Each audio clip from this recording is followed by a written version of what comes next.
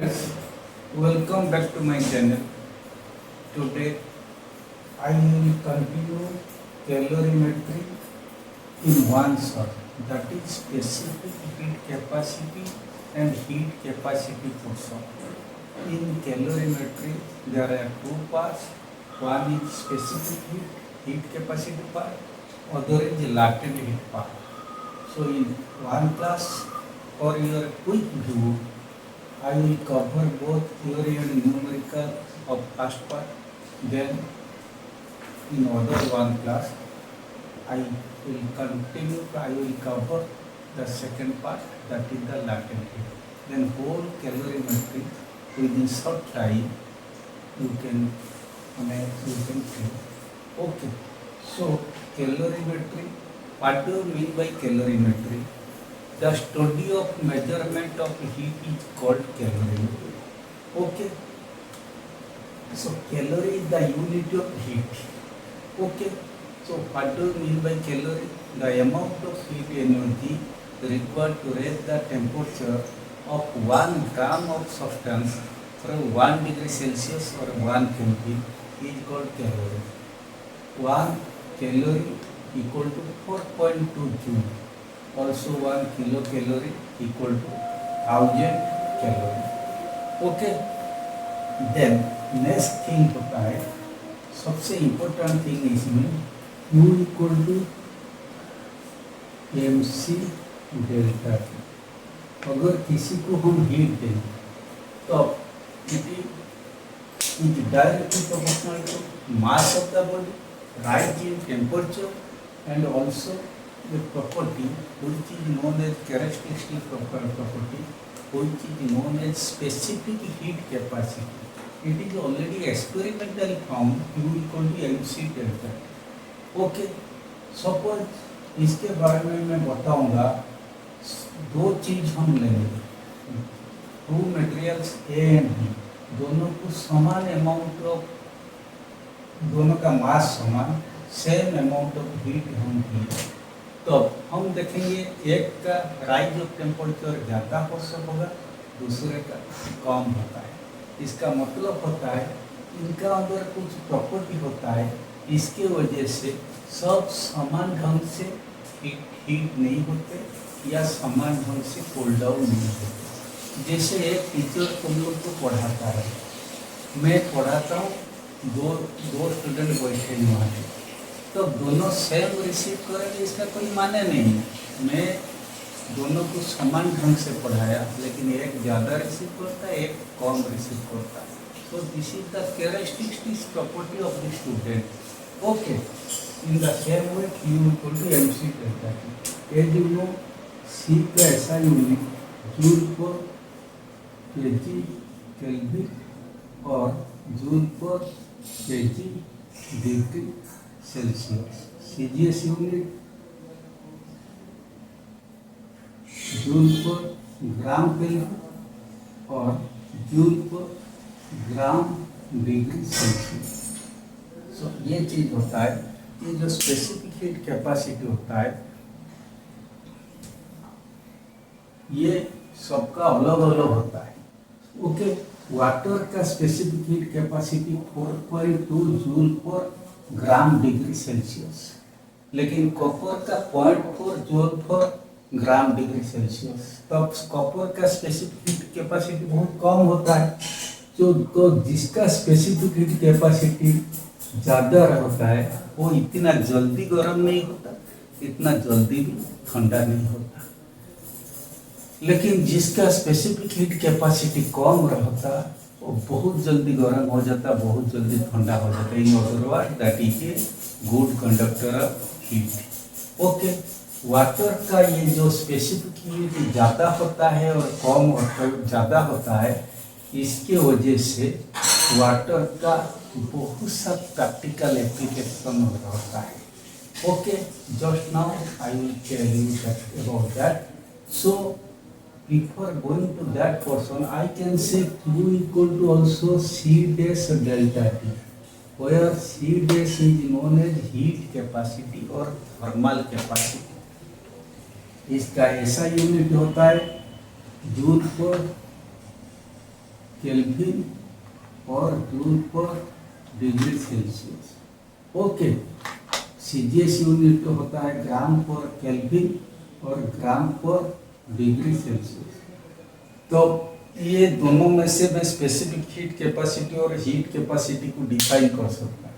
Specific heat capacity of a body is the amount of heat energy required to raise the temperature of a unit mass of body from 1 degree Celsius or 1 Kelvin. Similarly, heat capacity of a body is defined as the amount of heat energy required to raise the temperature of the entire mass of the body from 1 degree Celsius or 1 Kelvin. So, then relationship between specific heat capacity and heat capacity, C dash equal to M into C. Okay, तो ये specific heat capacity को लेके कुछ numerical है। First exercise, तो ये Selina book, I will follow Selina book. तो Selina book से मैं थोड़ा न्यूमेरिकल करूँगा, तो ये कंप्लीट होने के बाद लाटेंट हीट पोर्शन करूँगा। तो पहले ये जो practical application of high latent high specific heat capacity of water है वो क्या होता है। जैसे वाटर, जो high specific heat capacity of water is useful for land bridge and sea bridge. Okay, water has a specific heat capacity high, that is nearly 5 times more than the sand. Due to this property of water, water does not heat up or cool down quickly. Actually, sand heats up nearly 5 times more speed than water. तो अब water इतना जल्दी गर्म नहीं होता और इतना जल्दी ठंडा नहीं होता। So that differential heating and cooling of water causes land breeze and sea breeze. Okay, then second thing, water is also used as a coolant in car radiator, because अगर हम पानी का रेडिएटर से देते हैं इंजन को ठंडा करने के लिए, तो पानी ऐसे एक लिक्विड होता है, इसका स्पेसिफिक हीट कैपेसिटी ज़्यादा होने के कारण वो इतना जल्दी गर्म नहीं होता या इतना जल्दी ठंडा नहीं होता। ओके, तब इसीलिए ये सब जगह में high specific heat capacity of water का इस्तेमाल होता है। ऐसे हम हॉट वाटर बैग हमारा कमर का नीचे हम देते हैं, क्योंकि रात भर इसको दे के सोते हैं ताकि वो रात भर हमें गर्मी लगेगा, क्योंकि वाटर इतना जल्दी ठंडा नहीं होता। वाटर के जगह में अगर हम कोई दूसरा लिक्विड लें तो ये फैसिलिटी हमें नहीं मिल सकता। ओके, तो ये सब वाटर का इस्तेमाल होता है high specific heat capacity. Then heat capacity. Heat capacity क्या होता है, जो पूरा मास को हम लेते हैं वो तो हीट कैपेसिटी बोलेंगे।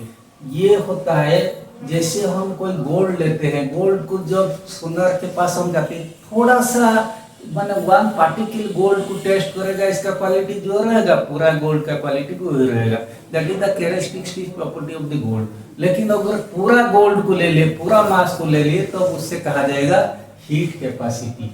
ओके, तो by the base of the cooking pan is made thicker, इसका मतलब थिकर होने के कारण इसका हीट कैपेसिटी या थर्मल कैपेसिटी बढ़ जाता, ताकि वो ज़्यादा देर तक हीट ऑब्जर्व करता और खाना आराम से बना सकता, so that it will observe more amount of heat for a long time and which is beneficial for cooking. In the same way an iron for making press of the clothes, so इसका भी base थोड़ा thicker होता है, ताकि even current switch off होने के बाद भी वो ज़्यादा देर तक इसमें हीट रहता है। ओके, तो अब ये सब होता है application of specific heat capacity and heat capacity. Now I will do some numericals.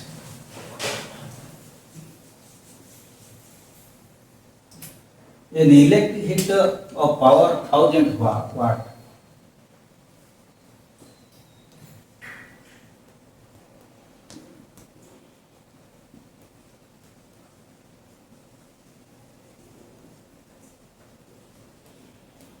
an electric heater of power 1000 watt raises temperature of 5 kg of liquid.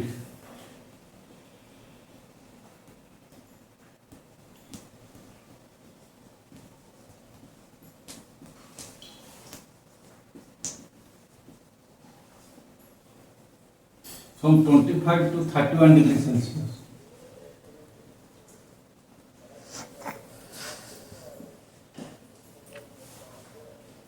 In 2 minutes.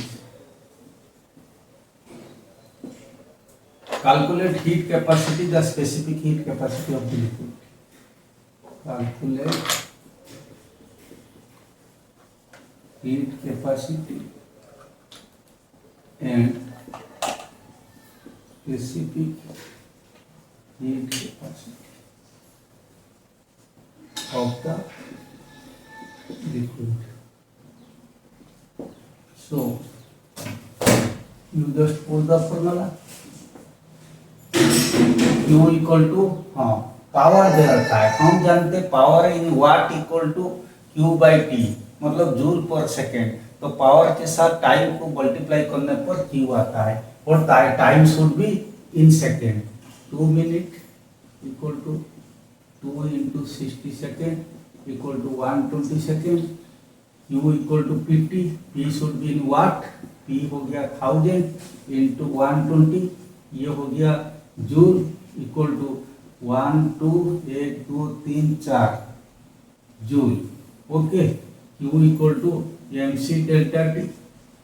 Okay, implies mc delta T, अच्छा 5 kg, 5 into c into delta T into 31 minus 25 equal to 1 2 1 2 3 4 implies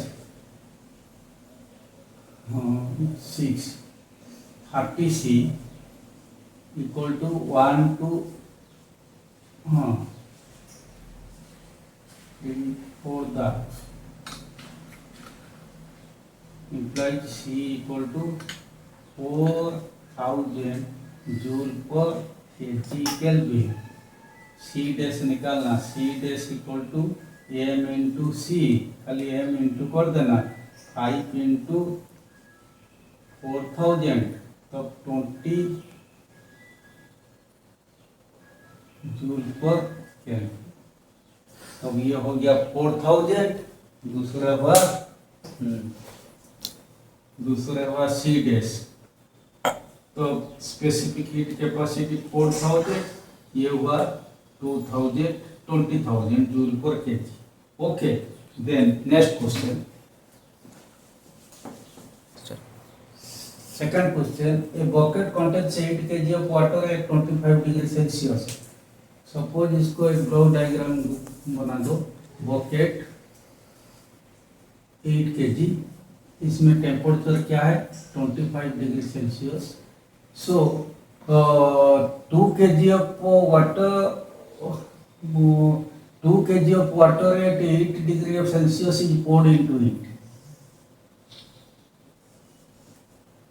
2 kg कितना degree temperature 8 degree Celsius. Calculate the final temperature of the water. Okay, इसको इसमें हम डालेंगे, तब हम जानते principle of calorimetry, heat lost by hot body equal to heat gained by cold body. This is based on the law of conservation of energy. तो ये हो गया तुम्हारा हॉट वाटर, ये हो गया हॉट वाटर, ये हो गया कोल्ड वाटर। कोल्ड वाटर हम जानते by the principle of calorimetry, heat lost equal to heat gain. Okay, तो heat lost by hot water, hot water equal to heat gain by cold water. तो hot water का heat कितना lost होगा, mc delta T, suppose इसको T1 कर दो। Okay, इसको कर दो T2। ओके, तो ये क्या, इसका 80 टेम्परेचर था पहले, इसको इसका अंदर डाल दिए, डालने के बाद इसका फाइनल टेम्परेचर क्या हो जाएगा, टी हो जाएगा। Okay, heat lost bye 2 kg of hot water which was initially at 8 degree Celsius 80 minus T, then heat gained by cold water which was initially at 25 degree Celsius temperature। तो अब ये m को हम लेंगे 2 ले लेंगे, 2 इंटू सी, ये m कितना है 80 इंटू सी, वाटर दोनों साइड में समान, इसका टेम्परेचर बढ़ेगा, वो पहले 25 था, ये कहा भाई तू आके मेरे ऊपर जो तू डाला गया मेरा टेम्परेचर टी को वृद्धि हुआ, बढ़ गया, तो टी माइनस 25। ओके, तो सी कट गया, तो 160 minus 2t equal to 80 minus 200। Okay, imply 10t equal to 360, imply t equal to final temperature 36 degree Celsius. Okay, so this one completed। Next question, the temperature of 600 gram of cold water, 600 gram of cold water, 600 gram ये cold water raises by 15 degree, means delta T equal to 15 degree Celsius। when 300 gram of hot water, 300 gram hot water at 50 degree Celsius, suppose ये T1 था 50 degree Celsius, is added to it, what was the initial temperature of cold water? suppose initial temperature इसको T2 कर दो, ये था T, ये हो गया फाइनल मेन टेम्परेचर का T। तब ये अच्छी तरह पता है, ये heat gained by cold water equal to mc delta T। mc delta T मतलब ये T1 से T2 को बढ़ेगा, implies delta T equal to T minus T1, ये दे रखा है delta T 15 degree Celsius. So हम करेंगे according to principle of calorimetry, heat lost by hot water equal to heat gained bye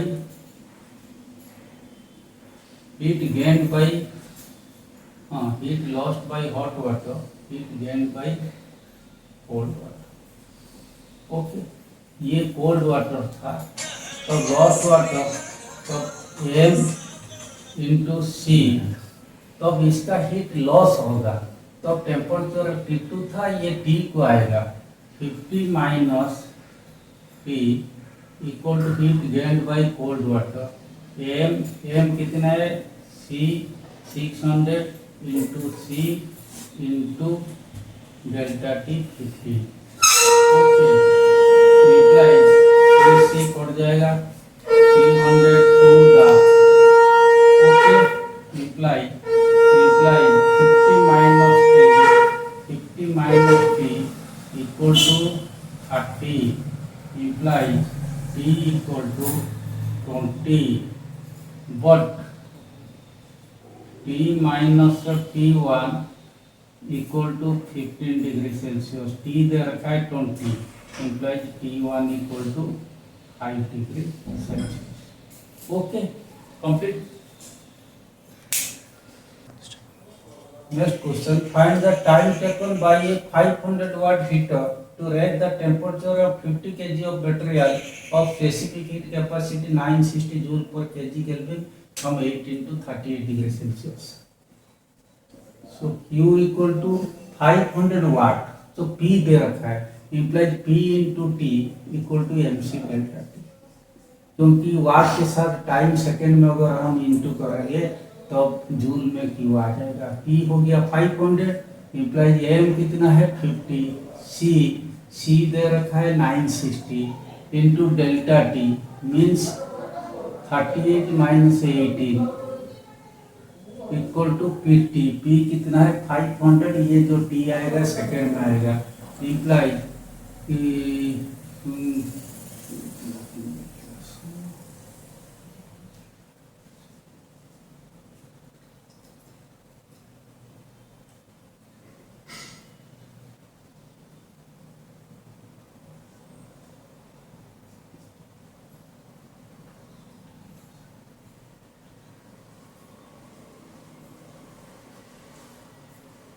T.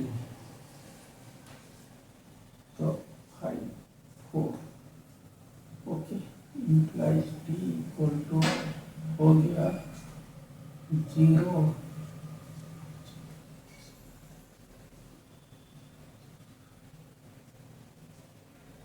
Second.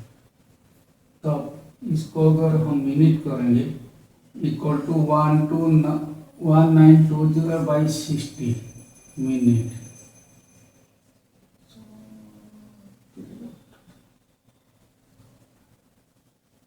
हाँ 31 point something या 32 minute, लगभग 32 minute. Okay complete. Question number 5, last question. 45 gram of water at 50 degrees Celsius in a beaker is cold when 50 gram of copper at 18 degrees Celsius is added to it. Calculate the final temperature. Given specific heat capacity of copper 0.4 joule per gram Kelvin and that of water 4 joule per gram Kelvin. So ये hot copper को हम cold water में डालेंगे, तो heat lost by hot copper equal to heat gained by cold water by the principle of calorimetry. So heat lost मतलब mc copper का delta T, इसका temperature T1 था, ये फाइनल होगा T2, तब 18 माइनस टी, इसका टेम्परेचर बढ़ेगा T2, M45 into C 4.T into T minus 50। तो ये हो गया कितना 50 into 0.4 into 18 minus T equal to 45 into 4.2 into T minus 50। मैंने कर दिया पॉइंट को ये जीरो कट गया, तो 28 माइनस टी इक्वल टू 189। किसे 4.2 बाई 10, तब इसको 5 में काटो 5 9 फिर 5 2 दा, तब ये हो गया कितना हो जाएगा 189 T minus 50, that is 360 minus 20 T equal to 189 T minus 9450 implies 2909 T equal to 9810 implies T will come 46.9 degrees Celsius, that is लगभग 47 degrees Celsius. Okay, so this portion completed both theory and numerical. In coming class very shortly, I will take that latent heat portion in one class, then only you will clear in both the chapter. So today I completed up to this portion. Today I remain. Thank you बच्चों very much. Thank you.